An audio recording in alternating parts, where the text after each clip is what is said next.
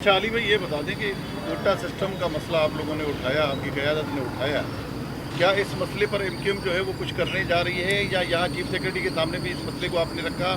क्या स्ट्रेटजी आपकी है? वेल देखिए, मैं बहुत एक बुनियादी बात कर लूँ। इस कोटा सिस्टम पे हमारा एक प्रिंसिपल स्टांस है मुत्तहिदा कौमी मूवमेंट का, और हम उसको एज ऑफ टुडे कैरी करते हैं कि ये मतलब ज़्यादतियों की बुनियादी वजह है कि जो कोटा सिस्टम है, एक अनोखा सूबा है हमारा कि जिसमें जो है वो ज़बरदस्ती का एक कोटा सिस्टम इम्पोज किया हुआ। अच्छा, उस वक्त शायद ज़रूरत होगी, हम ये भी नहीं कह रहे कि जी उस वक्त आपने जिस नीयत से किया वो ठीक नीयत नहीं थी। हम मान लेते कि शायद उस वक्त की हालात और वाक़यात और फिर रूरल एरिया को अपग्रेड करने के लिए आपने ये काम किया, मगर उसकी कंटिन्यूएशन करना इंटेंशनली ये फिर वो शरीक जुर्म बनने वाली बात होती है। आज सूरत हाल ऐसी है कि अगर इस कोटा सिस्टम पे ट्रू स्पिरिट में अगर उसी कोटा सिस्टम पे इम्प्लीमेंटेशन हो जाती तो आपका जो ये अर्बन सेंटर्स ऑफ सिंध है वो अपग्रेड होके वो रूरल सिंध जो है वो अर्बन सिंध बन चुका होता। मगर ढाक के तीन पास सूरत हाल तो वही है।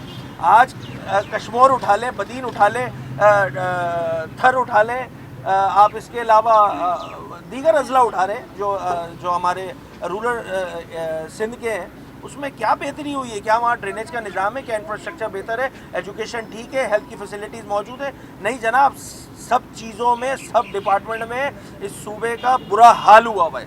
तो इस कोटा सिस्टम को हम इन प्रिंसिपली रिजेक्ट करते हैं। यही हमारा प्रिंसिपल स्टांस है, यही काम हमारे एमएनएज ने उस कमेटी में किया। अब अगर वहाँ पे चूँकि हमारे जो मैंडेट है वो 22 सीटें हैं कौमी असम्बली में मुत्तहिद, ये चीज़ समझने की ज़रूरत है।